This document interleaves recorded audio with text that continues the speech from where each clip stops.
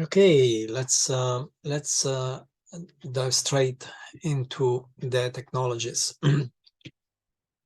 So we discussed artificial intelligence, and much of the as I mentioned repeatedly, much of the progress of artificial intelligence is due to the emergence of new hardware. 10 years ago, it was GPUs, originally invented for video games, and they helped develop the first major deep learning systems. And today, these are the systems that GPT is using to train, that OpenAI is using to train to train GPT. So no surprise that we are seeing an the emergence of several AI hardware startups, not AI software, but AI hardware. And they have been around for a while, but recently their valuations increased dramatically. Sambanova in Silicon Valley and Graphcore in England are the best funded. Graphcore, a team of Graphcore engineers, I believe, based in Norway, actually, have been hired by Meta just a few weeks ago. And Cerebras, also in Silicon Valley, has become popular because it released 7 large language models for free, open source. And so these are a recent announcement. NVIDIA is flirting with the $1 trillion valuation as I speak, and the others all raising money and valuations in the $1 billion range. So I'm going to talk about how they make this hardware. So I'm going to talk about ASML, which is a company based in Holland, actually. Then briefly about a company in Silicon Valley called Applied Materials. A little bit about Japanese tool makers, since here there seems to be quite an interest on Japan. And then about neuromorphic devices, and then quantum computing. So what's happening in the hardware?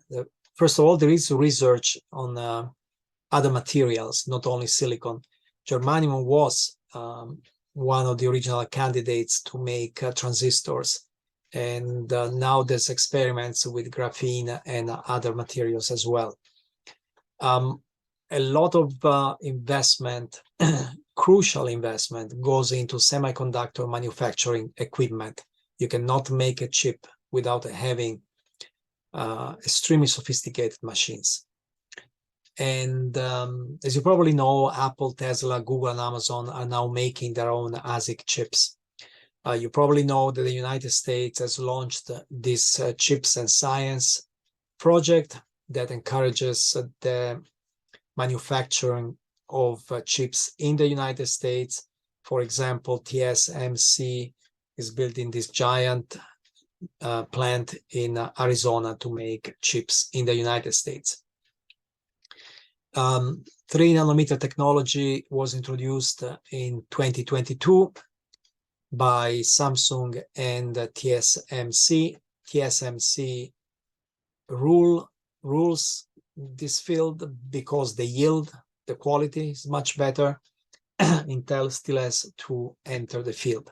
Now, how did we get to 3 nanometers? Extreme ultraviolet lithography. That's a secret.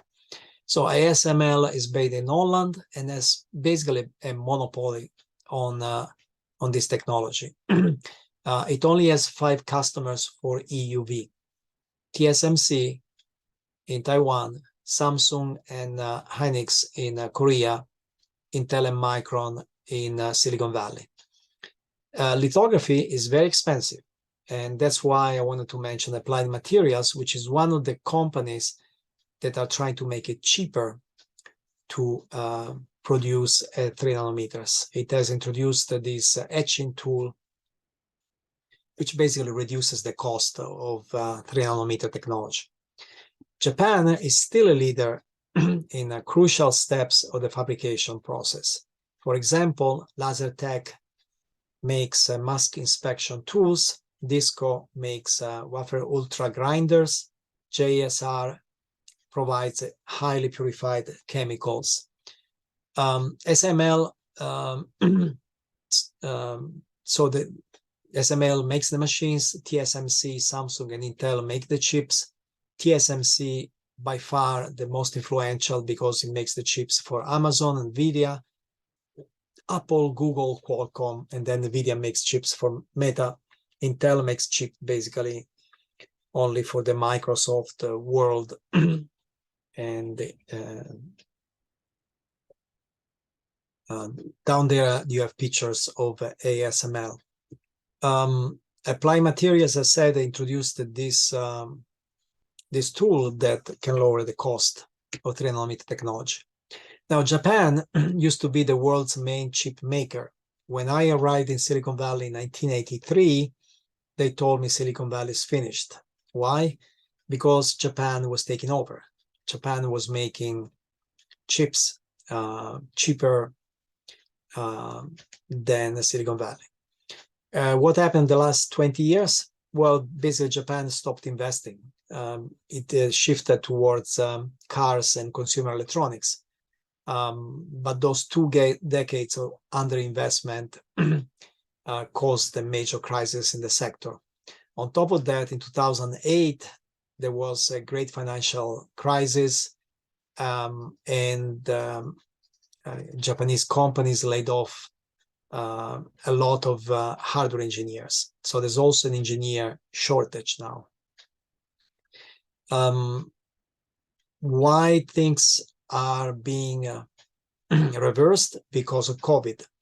The COVID lockdowns in China ended up hurting the Japanese companies that were making cars and consumer electronics, each of which uses hundreds of chips. And so Japan realized, Japan lost money and realized the importance of having a domestic industry of chips.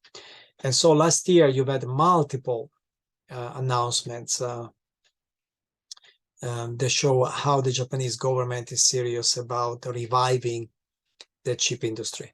First of all, it announced an investment in its domestic chip industry and in joint ventures with Taiwan and USA.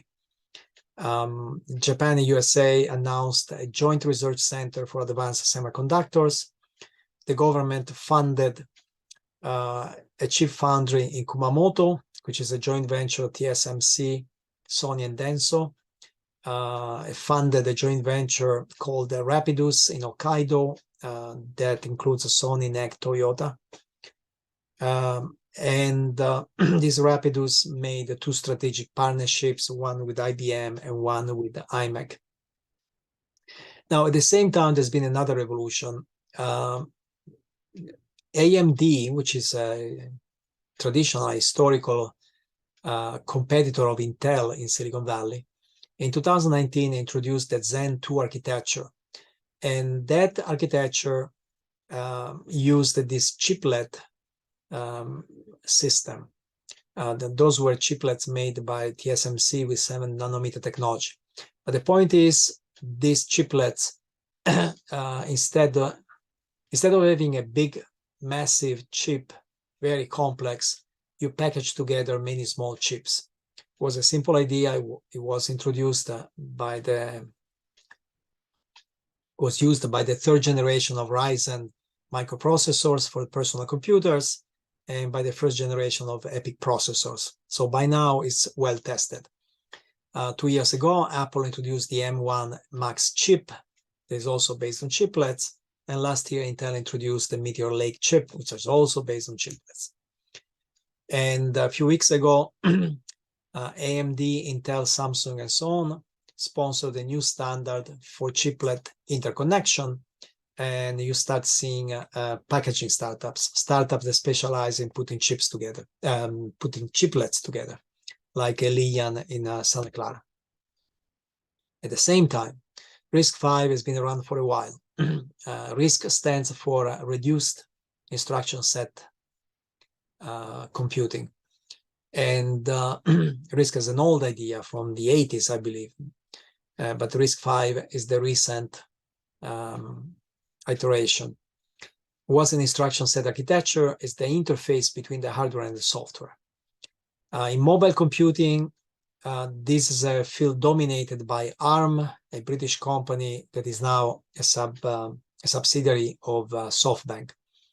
In the desktop world, the dominant EAS and ISA is the Intel x86, although Apple uses ARM. Now, both ARM and x86 are very old technologies. They were developed in the 70s, and they've been refined over the years, but they have so much baggage that could be simplified. So RISC-V has a number of advantages. I would say, of course, it's simpler by definition. R stands for reduced, but also it's clean. It's a clean slate design. Don't remember how many members started the RISC-V. I think it was 24. There are a lot of members now.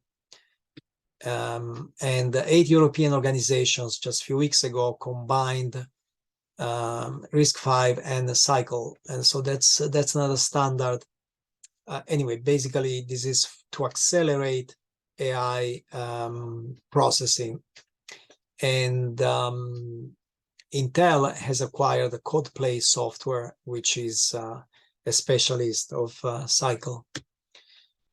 And we have already projects both in the industry and academia that combine chiplets and RISC-V. So these two new architectural visions. So Ventana Microsystems in Silicon Valley has introduced a chiplet that contains 16 RISC-V cores. Okami is a project in Switzerland developed by a famous university. And they demonstrated just a few weeks ago 2 chiplets, each containing 216 RISC-V cores. Now I would like to discuss briefly neuromorphic computing. That's a different idea from the idea of the von Neumann architecture. The computers we know today are all based on the von Neumann architecture, which fundamentally separates processing and memory. Now, many people think that the von Neumann architecture and the MOS transistor, the traditional transistor, cannot meet the computational demands of modern AI. And the bottleneck is very simple. It's precisely the separation of computation and memory. That doesn't happen in the human brain. The human brain, there is no separation between computation and memory. So these people propose a solution, which is neuromorphic computing, using brain-like computing architectures and analogic, not digital computers. In particular, it's fascinating to think of making neuromorphic computing with organic electronics. Why? Because organic electronics would be biocompatible, meaning you could introduce it in the human body. So the goal is to emulate the human brain at the hardware level. The neural networks that artificial intelligence talks about are emulation of the human brain at the software level. Here we're talking about the hardware, new kind of hardware. So chips would be composed of artificial neurons and synapses. What are the benefits? Well, this would process massive amounts of data in real time. But the biggest benefit should be to reduce the power consumption of AI systems. The AI brain runs on 20 watts. The computers that train GPT run on thousands, if not millions of watts. The challenge, there are many challenges, but one challenge, obviously, if you build a chip that has these neurons synapses, then you have to scale it to the complexity of the human brain. The human brain has billions of neurons and trillions of synapses. And another challenge is developing efficient algorithms for this kind of computing architectures. The pioneers have been around for a while. IBM True North is a neuromorphic analogic computer. The Spinnaker made in Manchester, Britain. Brainscale S made in Germany. Tian-Each made in China. And Loi by Intel. Last year, Intel introduced a board that contains 8 to 32 of these neuromorphic chips. In collaboration, it was a collaboration with a university in Austria. BrainChip is a startup that introduced a commercial chip called Akida, and then the European Union is funding two major projects: Neuropulse, which involves centers in Portugal, Spain, Italy, France, Germany, and so on, and Nimble AI, which is a consortium. Just so that there's many pieces that have to come together in order to get this kind of new computer, and I'll mention some of the some of the exciting news of the last 2 years. You need a new type of transistor, and National Taiwan University last year demonstrated a polymer synaptic transistor. You need new kind of memories, and Philip Wong at Stanford last year demonstrated what he calls a new RAM, a resistive RAM that operates in analog fashion, not digital. And then you need artificial synapses. The Vellore Institute in India came up with an idea. I don't want to get into technical details. And in Korea, they came up with a memory device that emulates both neurons and synapses at the same time.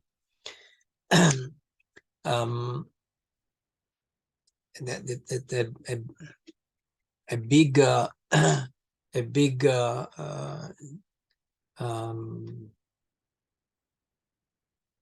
step towards integrating these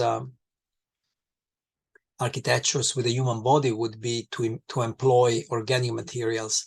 And Alberto Salleo does this. He creates electronic devices using electronic materials that can act like transistors. Transistors basically amplify electronic signals and can behave like memory cells, store data.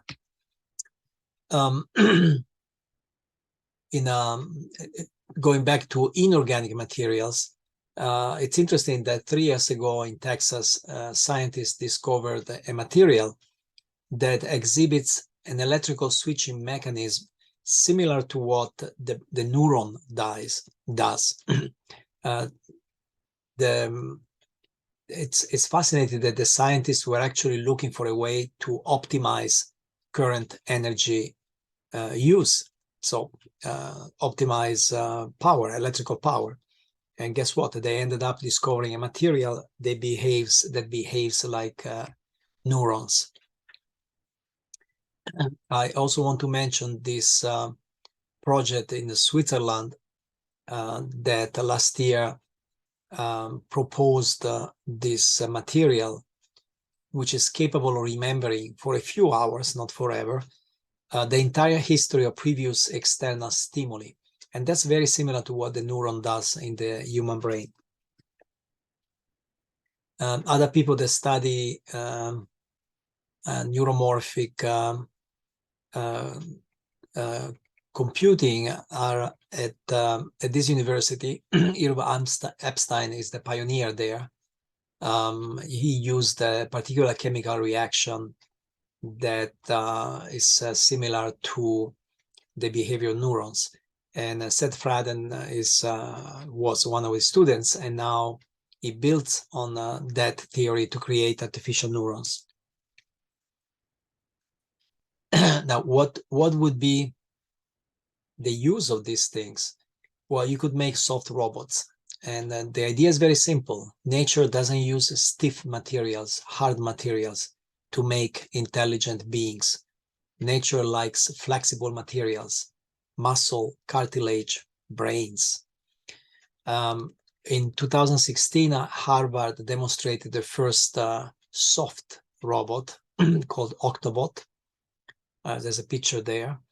And in 2017, Stanford demonstrated the vine robot, which moves and grows like a plant. And if this became possible, then you would basically have a new generation of surgical instruments that you can insert in the human body. And these are some of the people who are working on this technology. What is missing is a general theory of the about active matter, basically. And there's matter that far from the equilibrium becomes active, can perform complex locomotion. And the physics that studies far from equilibrium systems basically studies life. That's what life is. It's a physical system that exists far from equilibrium.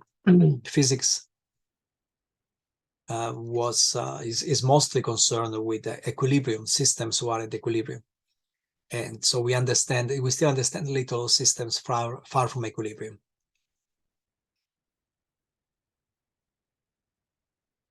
I found this news interesting. This again at the laboratory in prestigious laboratory in Switzerland. They developed a soft robot that can be placed into the skull through a teeny hole. Talk about minimally invasive procedures for the brain. This soft robot can investigate the brain, and in the future can be used to implant brain-computer interfaces. But actually, before we get to brain-machine interfaces, maybe here I should spend a second talking about the flexible nanoelectronics. And flexible nanoelectronics is basically trying to reproduce the properties of biological tissues, which somehow is related to the discussion of soft robots. So Jia Liu at Harvard University is the only one I'm going to mention because time is limited. But he has a very interesting projects like this one, where you can track electrical activity from the same neurons in the brain of behaving animals over the entire human life. And this one, he calls them cyborg organoids, which is this stretchable electrode arrays in two-dimensional sheets. It really borders, mixes biotech and electronics. Okay, just back to brain-computer interfaces. This is of course a field that has existed for a while. Miguel Nicolelli says at one point was the famous researcher in this area. he made monkeys communicate through their quote unquote thoughts. And there was a famous experiment 5 years ago, BrainNet. 3 people played the game using only their brain waves. Okay, so all of this became more interesting in 2008 when this scientist at IBM Australia, his team came up with this project GraspNet that mixed the brainwave sensor, deep learning, and a robotic arm. And so by mixing these things, they came up with something that first of all doesn't need to make holes in your brain, in your skull, and that it can activate that robotic arm in a different way from other ways that have been done in the past. There was research at these universities directed by Richard Norman that eventually was experimented in humans, and then BlackRock Neurotech was started to commercialize it. Last year, they introduced a two-dimensional neural implant with more than 10,000 channels, and you can see a picture there, quite impressive. So there are a number of startups now, and of course Elon Musk tends to steal the show, but there are many. This page links the ones I'm aware of. We're going to see a couple of these. Well, of course, we have to start with Elon Musk and Neuralink, that designed a chip to be inserted into the surface of the brain and a robot to perform the surgery. But his Neuralink, as far as I know, their technology has never been approved for actual medical use. Thomas Oxley founded Synchron, that last year introduced a brain-computer interface that can access every corner of the brain using its blood vessels. And it is inserted through the jugular vein and reaches the motor cortex of the brain. I could spend quite a bit of time talking about all these new startups that introduce new things, but that tells you that the technology is becoming more real. Going more into the scientific, the still theoretical realm, Yukiyasu Kamitami in Japan has been working on decoding brain signals for a long time. And in 2012, the media reported that he had a system to visualize dreams. And in 2017, he published a paper on how to decode brain waves and display them as images by training an AI system. And that's a similar idea, more updated, came last year from Singapore. Helen Zhou turned brain waves into images by also training an AI system. Of course, in 6 years, there's been quite a bit of progress in AI.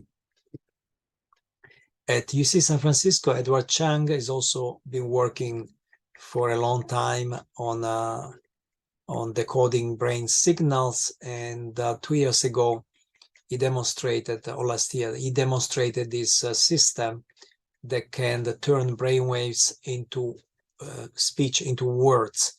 Now, this has been done before, but brainwaves were turned into letters, and very, very slowly, then one could see the word forming. With this system, recognizes the word right away. You don't have to, so the patient doesn't have to think of a letter and then another letter, then another letter, just thinks of the word. Something similar is being done University of Texas by Alexander Huth. He just published this research on the language decoder that also translates thoughts into text. Grégoire Courtin in Switzerland is another person, another scholar who's been active for a while in decoding brain signals, and his specialty is actually brain-spine interface. He had a success 5 years ago when he helped a paralyzed man walk again, and now just this week, Nature published his new report on another paralyzed man that can walk using his brain waves.